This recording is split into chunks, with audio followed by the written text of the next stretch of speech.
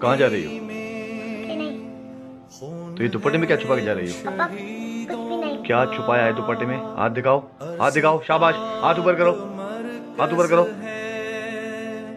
पैसे पैसे चोरी करके जा रही थी? पापा मैंने चोरी नहीं की, मैंने अपने खुद जमा किए हैं। तो ये कहाँ लेके जा रही थी? मैंने पूछा कहाँ लेके जा रही थी? पापा मेरी एक दोस्त है अलीजा, उसके पापा को देने जा रही थी मैं। अलीजा के पापा को देने जा रही थी? क्यों क्यों देने जा रही थी?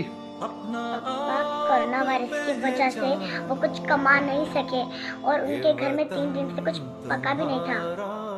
तुम्हें पता है वो मेरा दुश्मन है, लड़ा था मुझसे। पापा भी लड़ने का वक्त नहीं है। अगर आज हम उनकी मदद करेंगे तो कल हमारी मुश्किल में कोई मदद करेगा। ठीक है जाओ। सुनो,